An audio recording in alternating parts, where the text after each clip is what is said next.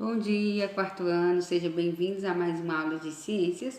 Hoje é sexta-feira, dia 23 de abril de 2021. A gente vai dar continuidade com as nossas aulas.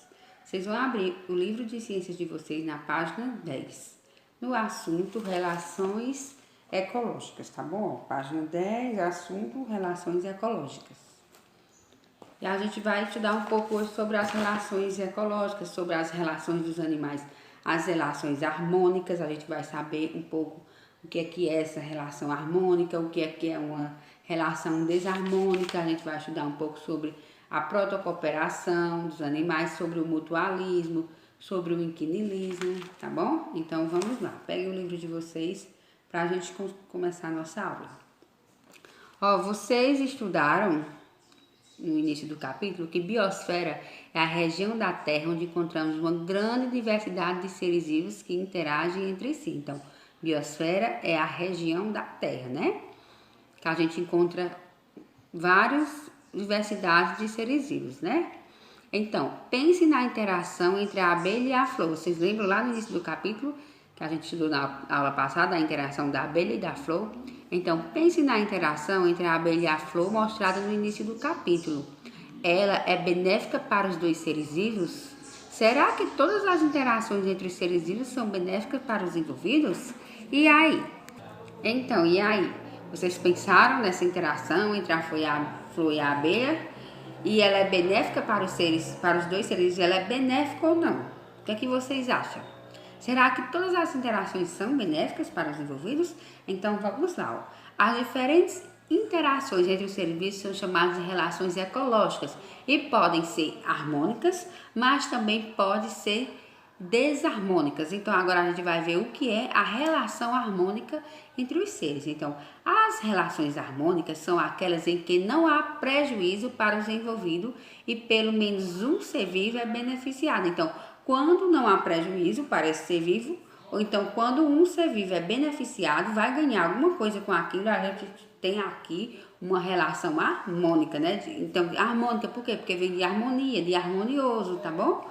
Então, as abelhas, por exemplo, são insetos que além de interagirem com os outros seres, eles interagem entre si, como algumas espécies de abelhas que vivem em grupo. Essa é uma relação harmônica chamada de sociedade. Outros insetos, como formigas, vespas e cupins, também eles formam sociedades. Temos aí uma primeira imagem de uma abelha, né? A colmeia, uma sociedade de abelhas. E temos a segunda imagem, as vespas, de vespas, né? As vespas, elas estabelecem sua sociedade em colmeias, que a gente chama de vespeiros. Na página 11, observe aí o tubarão representado na imagem a seguir. Vocês estão vendo a imagem do tubarão? Então, os peixes que estão presos ao tubarão são chamados de rêmoras. Então, tubarão com as rêmoras presas em seu corpo. Vocês estão vendo aí? As rêmoras, elas têm uma estrutura que lhes possibilitam se fixarem em outros animais. Dessa forma, elas não gastam energia para se locomover, ao mesmo tempo que se alimentam das sobras de outros animais. Outro tipo de relação harmônica que acontece entre seres vivos de espécies diferentes é a protocooperação. Nesse tipo de relação, ambos os indivíduos se beneficiam. Então, na protocooperação, tanto um se beneficia como o outro, né? Então, ambos os dois se beneficiam, né? Como ocorre na relação entre o paguro, que é um tipo de caranguejo, e a anêmona do mar. Então, essa relação aí, todos dois se beneficiam, tanto o paguro como a anêmona do mar. Então, é uma relação harmônica em que os dois se beneficiam. A anêmona do mar oferece proteção ao paguro contra predadores. Então, se vier algum predador pegar esse paguro, ela vai oferecer proteção. Ela não vai deixar que peguem eles, né? Então, ela está protegendo ela contra esses predadores. Por isso que é harmônica, é uma relação harmônica, porque ela está conseguindo proteger ela, né? Então, a anêmona do mar oferece proteção ao paguro contra predadores, pois apresenta tentáculos com substâncias que queimam. Então, quando chega algum predador para poder pegar esse paguro, o que é que faz? A anêmona do mar, ela vai fazer o que? Ela vai apresentar os tentáculos dela e vai queimar. Quem for se aproximando do paguro, ela vai conseguir queimar. Então, ela está protegendo ele. Por isso que é relação harmônica.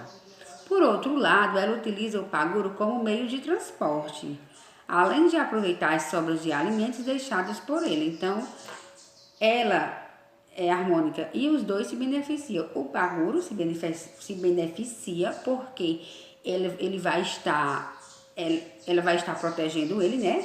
E ela está se beneficiando porque o paguro vai servir de transporte para ela, né? Como diz aqui, ó, o paguro serve como meio de transporte, além de aproveitar as sobras de alimento deixadas por ela. Ela vai comer o resto dos alimentos deixados pelo paguro e ainda vai servir de transporte para ela. Então, ela está se beneficiando com o quê?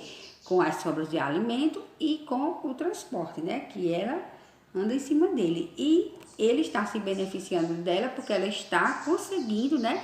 Que nenhum predador vá e coma ela, porque ela solta o veneno, ela queima, né? Então, os dois, nessa relação, estão se beneficiando. Deu para entender? Pronto, lá na página 12, quero que vocês virem o livro para a página 12. E a gente vai continuar fazendo a leitura. Aqui na página 2 diz assim: na imagem apresentada no início do capítulo, lá na página 2, então lá no início do capítulo, há outro exemplo de protocooperação.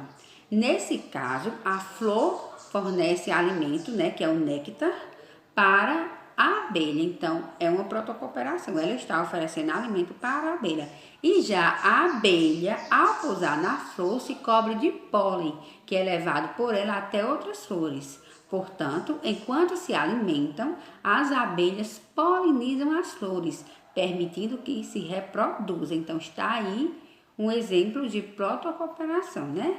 Na relação harmônica, conhecida como mutualismo, a associação entre os seres envolvidos é obrigatória. Um exemplo são os límpens, organismos que resultam da associação entre algumas espécies de fungos e algas. Nessa relação, os fungos absorvem umidade e também sais minerais, que também são utilizados pelas algas. As algas, por sua vez, ao realizarem fotossíntese, produzem nutrientes que também são utilizados pelos fungos. E nós, seres humanos, mantemos uma relação de mutualismo. Nossa relação, ser humano, é de mutualismo. Por exemplo, como a comunidade de bactérias que vivem em nosso intestino. Então, a comunidade de bactérias, vocês sabem que tem no nosso intestino, é um exemplo de mutualismo, né? As bactérias, elas nos beneficiam, auxiliando na digestão dos alimentos e ao mesmo tempo que elas recebem lá dentro abrigo e recebem nutrição. Então, nós estamos se beneficiando e elas também estão se beneficiando, né? Outro tipo de relação harmônica é o inquidilismo.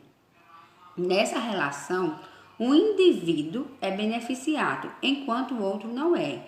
Então, um é beneficiado na relação do inquidilismo. Preste atenção, um indivíduo é beneficiado e o outro não é. Então, o outro é o quê? Não é beneficiado e nem prejudicado, mas só um é beneficiado, tá bom? Algumas plantas, como as orquídeas e também as bromélias, elas estabelecem esse tipo de relação com as árvores. Elas utilizam as árvores como suporte, encontrando melhores condições de luminosidade. Então, o mutualismo ele também pode ser confundido com a protocooperação, né? Uma vez que ambas essas relações, os dois seres envolvidos se beneficiam, né? Entretanto, é importante eu destacar aqui para vocês que o mutualismo é uma relação obrigatória entre os seres envolvidos, ou seja, eles não podem sobreviver isoladamente. Esses seres, eles não conseguem viver isolados só, tá bom? E já a protocooperação não é obrigatória porque os seres vivos, eles conseguem sim sobreviver uns sem os outros. Eles conseguem sobreviver sozinhos. Ok? Vamos para a página 13, que está falando lá. Tem um pequeno texto de olho nas abelhas. Então, coloquem aí na página 13. Na página 13 diz assim: não sei se você já sabe, mas as abelhas estão preocupando os cientistas de todo mundo.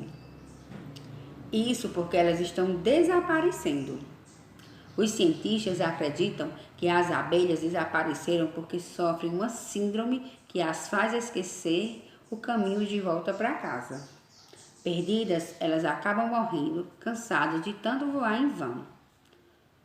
Como as causas desse problema ainda não são conhecidas, os pesquisadores tentam detectar que mudanças na rotina das abelhas podem estar associadas à síndrome. Já sabemos que quando colocamos pequenas doses de pesticidas nos alimentos oferecidos às abelhas, elas demoram mais tempo para retornar à colmeia, por exemplo, mas ainda há muitos outros fatores para poder observar. No cotidiano das abelhas, o contato com as pesticidas acontece quando pousam nas plantações para pegar pólen e néctar. Além disso, outra possível causa da falta de saúde desses insetos são as mudanças climáticas, que os expõem a situações extremas, como secas, chuvas torrenciais, frentes frias ou calor intenso. Então, na página 13 tem uma pergunta para vocês responderem. Se couber aí no livro, tudo bem, faz um livro. Se não, responde lá no caderno de vocês, na matéria de ciências. A pergunta é: qual é a importância das abelhas na natureza? Então, o que é que as abelhas fazem? Elas polinizam, né? As flores. Então, quando elas polinizam, as flores vão produzir o quê? Frutos, vão produzir grãos, vegetais, né? E outros animais, até nós seres humanos, vamos utilizar, né, também em sua alimentação. Então, coloque aí com as palavras de vocês, tá bom? Depois, a gente vai ver agora, a gente estudou até aqui sobre as relações harmônicas e agora a gente vai estudar um pouco sobre as relações desarmônicas. Então, as relações desarmônicas são aquelas em que pelo menos um dos seres vivos envolvidos é prejudicado, por isso que chama desarmônicas. Um exemplo desse tipo de relação é o predatismo. Nessa relação, o indivíduo captura o outro para se alimentar. Então, por exemplo, observem aí essas duas imagens. Temos aí a águia, né, que é o predador, e ela utiliza suas fortes garras para capturar o peixe aqui, para poder se alimentar. Então, essa relação aí é desarmônica, né, porque a águia, ela está se alimentando, está se beneficiando, mas ela está prejudicando quem? O peixe, porque ela está comendo o peixe, né? Então, o indivíduo que captura é chamado de predador. Então, sempre aquele indivíduo que come, que vai capturar, a gente chama de predador. E o que é capturado, a gente chama de presa. Então, aí a águia é o predador, nessa segunda imagem, e o peixe, ele é a presa, né? Porque ele está sendo capturado. Observe os exemplos representados nas imagens a seguir. Pronto, o camaleão e a águia se beneficiam nessa relação, né? Enquanto o gafanhoto e o peixe são prejudicados. Então, o camaleão, aí que é o predador, ele estica sua língua para capturar o gafanhoto, né? Que é a presa. Então, o camaleão está sendo beneficiado, a águia está sendo beneficiada. Já o gafanhoto não está sendo beneficiado, né? Que ele vai ser engolido pelo camaleão, então ele está sendo prejudicado, né? Como também o peixe, né? Que é a presa que está sendo prejudicado. Então, o predatismo é uma relação bastante comum na natureza e também no nosso cotidiano, né? Por quê? Por que vocês acham que é bastante comum? Citem aí algum exemplo para mim. Eu sei que eu não vou estar escutando, mas tentem citar aí algum exemplo. Vamos lá? Então, vocês acham que o nosso papel como ser humano, como predador, a gente é predador de animais e plantas? A gente se consome das plantas? Se consome, né? A gente se consome dos animais, consome, né? A gente gosta de comer uma carninha de gado, né? A gente gosta de comer uma folha, alguma coisa. Então, é como se a gente fosse o predador, né? E eles fossem as presas, né? O predatismo também ocorre entre animais e plantas. Quando uma vaca se alimenta de capim, por exemplo, ela está predando a planta. A competição é uma relação em que pelo menos um dos organismos envolvidos é prejudicado. Nesse tipo de relação, os indivíduos competem por recursos como alimento, como luz, como água. Então, eles competem entre si por esses recursos, né? A competição ela pode ocorrer entre seres vivos de uma mesma espécie ou também pode ocorrer por seres vivos de espécies diferentes, né? Observe aí alguns exemplos na página 14, temos aí, ó, essa população de garças, que é essa primeira imagem aqui, ó. Observem aí, tá bom? Essa população de garças compete entre si por alimento e os machos competem pelas fêmeas. Então, elas estão competindo entre si em busca de alimento e os machos estão competindo entre elas por as fêmeas, né? E nessa floresta, diferentes espécies de plantas competem por água, luz do sol e nutrientes do solo. No parasitismo, um ser vivo se alimenta de outro, sem necessariamente causar sua morte. Nessa relação, o indivíduo que se alimenta é chamado de parasita e o que serve de alimento é chamado de hospedeiro. Portanto, no parasitismo, o único beneficiado é o parasita, que com o tempo provoca o enfraquecimento do hospedeiro, podendo levá-lo à morte. O parasitismo é uma relação obrigatória para o parasita, pois este não sobrevive sem o hospedeiro. Existem plantas que são parasitas de outras, como o cipó-chumbo e a erva de passarinho. Na imagem ao lado, da página 15, a gente vê aí, né, o cipó-chumbo, o parasita, ele está retirando de uma árvore hospedeiro os nutrientes de que necessita para sobreviver. Existem parasitas que são externos, como carrapatos, piolhos e pulgas. Esses parasitas vivem sobre a pele dos hospedeiros ou presos a ela, alimentando-se de sangue. Então, temos aí a imagem, né, do carrapato e de outros parasitas externos que podem causar doenças a seus hospedeiros. Há ainda também parasitas internos, ou seja, que vivem dentro do corpo dos hospedeiros. O esquistossoma, a lombriga e a tênia são exemplos desses parasitas.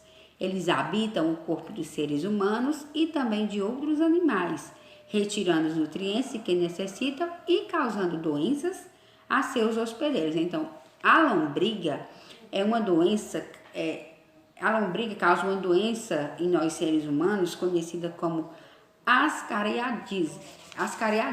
Vocês já ouviram falar dessa doença? Então, ela consegue causar essa doença em nós seres humanos, a lombriga. Então, na página 16 vai ter a primeira atividade de vocês, tá bom? Então, vocês podem estar fazendo ela como atividade de casa. Bem facilzinha de fazer. É uma ciência-ação, mas ela pede até para ser feita na escola. Mas como a gente não está na escola, vocês vão fazer em casa. Se vocês prestarem atenção para vocês poderem fazer. Se prestarmos atenção, poderemos observar diversas relações ecológicas ocorrendo ao nosso redor.